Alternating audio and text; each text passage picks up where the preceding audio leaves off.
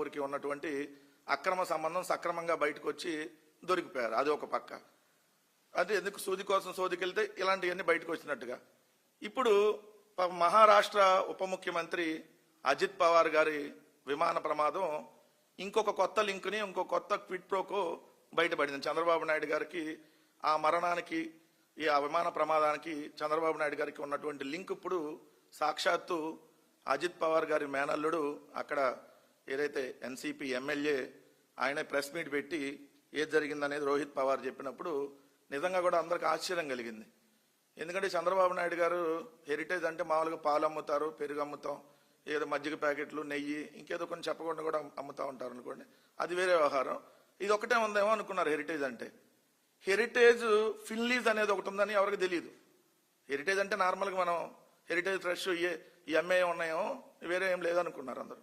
So ఇప్పుడు heritage Finlease అనేది ఒకటి ఉంది.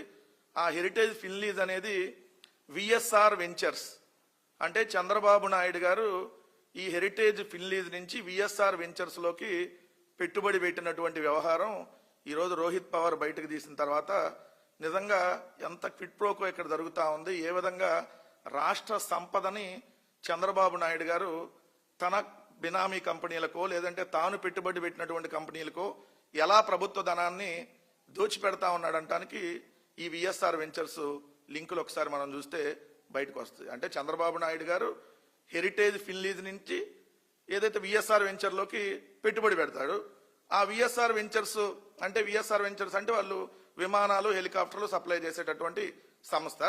చంద్రబాబు నాయుడు గారు విమానాలు, హెలికాప్టర్లు సప్లై చేసే సంస్థలో పెట్టుబడులు పెట్టేశాడు. పెట్టి ఆ విఎస్ఆర్ వెంచర్స్ ఫ్లైట్లని ప్రభుత్వం ద్వారా ఏదైతే చంద్రబాబు నాయుడు గారు వాడుతూ ఉంటాడు, డబ్బులు ప్రభుత్వం చెల్లించిద్ది. అంటే అక్కడికి వెళ్తుంది ప్రభుత్వం, విఎస్ఆర్ వెంచర్స్కి చెల్లించిద్ది.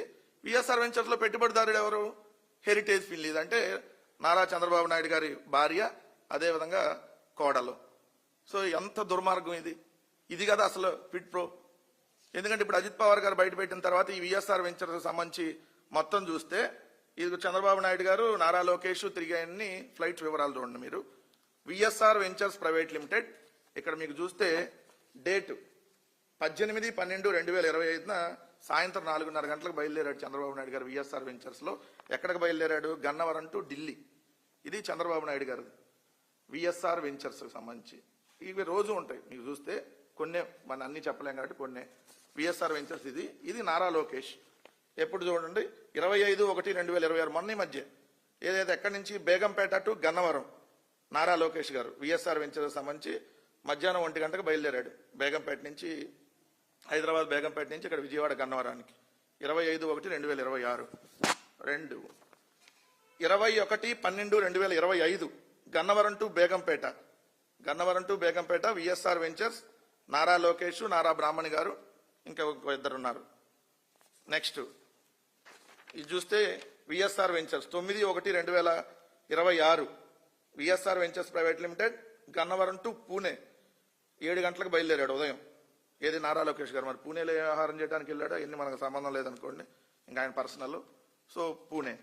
ఇదే చూస్తే దీని లింకులు ఇంకా సీఎం రమేష్ గారు చూడండి, మీకు ఇది కనపడతా ఉంటుంది. సీఎం రమేష్ గారికి సంబంధించి సీఎం రమేష్ గారు ఆయన కొత్త ఫ్లైట్ ఒకటి కొనుక్కొని విఎస్ఆర్ వెంచర్స్లో పెట్టాడు. ఈ విఎస్ఆర్ వెంచర్స్ ద్వారా వాడతారనమాట. సో ఆయన పూజలు చేసేది కూడా చూడండి. ఇది డిసెంబర్ నెలలో 2021 సంవత్సరంలో సంబంధించి డిసెంబర్లో 2021 కొని ఇప్పుడు కూడా విఎస్ఆర్ వెంచర్స్ కిందే ఉంది ఈ ఫ్లైట్. సీఎం రమేష్ గారు వాడేటటువంటి స్పెషల్ ఫ్లైట్. సో ఇది ఒక వ్యవహారం. అంటే ఎంత దారుణం.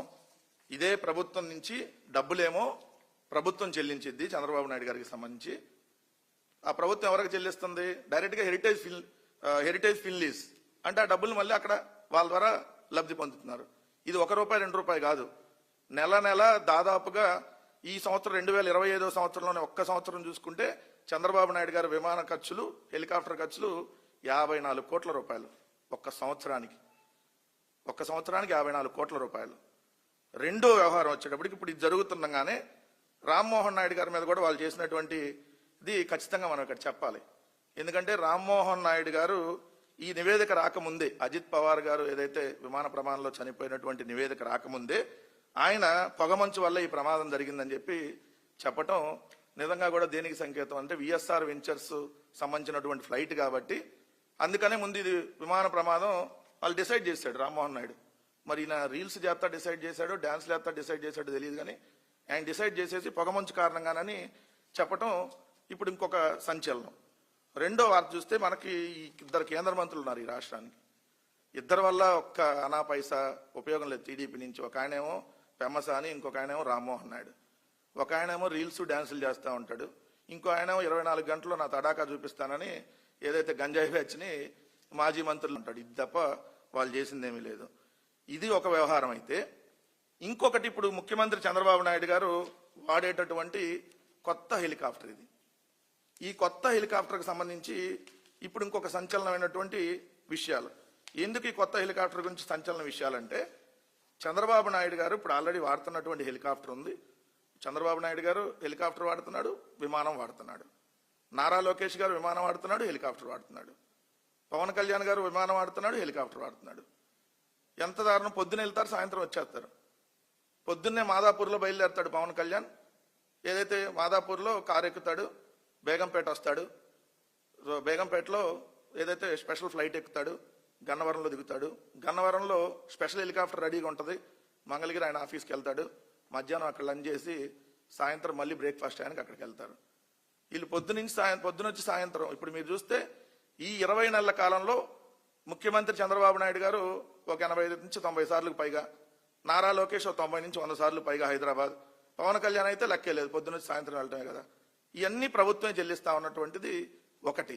రెండోది, ఈ హెలికాప్టర్ గురించి ఇప్పుడు ఎందుకు డిస్కస్ చేయాల్సి వస్తుందంటే, 172 కోట్లు పెట్టి చిప్సన్ యావియేషన్ నుంచి ఇది Mercedes Benz Airbus H160, Mercedes Benz Airbus H160 ఒక విదేశీ కంపెనీ చేత కొనిపించారు. ట్రాన్సాక్షన్ అంతా అక్కడే జరిగింది.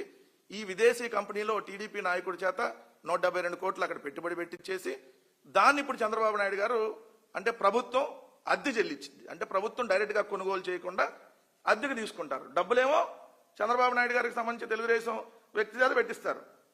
పెట్టించేసి దాన్ని రెంట్కి తీసుకుంటున్నట్టుగా ఇప్పుడు రెంట్ పే చేస్తారు. ఎంత దారుణం అంటే, అంతకు ముందు 50 గంటలు అంటే నెలకి 50 గంటలు తిరిగేటటువంటి హెలికాప్టర్కి 1.5 కోట్లు చెల్లిస్తే ఇప్పుడు ఈ హెలికాప్టర్ నెలకు 30 గంటలే తిరిగిద్ది, 3 కోట్ల రూపాయలు. అంటే సంవత్సరానికి 12 మూళ్ళు, నెలకి 3 కోట్లు చెప్పడం 36 కోట్లు నెలకి. అంటే 5 సంవత్సరాల్లో హెలికాప్టర్ డబ్బులన్నీ వచ్చేస్తాయి మళ్ళీ వాళ్ళకి. ఏది ఓన్లీ హెలికాప్టర్కి, మళ్ళీ విమాన ఖర్చులు సపరేట్. ఇప్పుడు చంద్రబాబు నాయుడు గారు వాడుతున్నటువంటి దీన్ని హెలికాప్టర్ కొనుగోలు చేయడానికి ఒక కమిటీ అని వేశారు వాళ్ళు. అప్పుడు ఆ కమిటీ వేసిన కంటే ముందే కొనుగోలు చేసి పెట్టారు. ఏదో తూతూ మంత్రంగా అప్పుడు కమిటీ వేశారు. ఎందుకంటే 13/5/2025 కమిటీ వేశారు.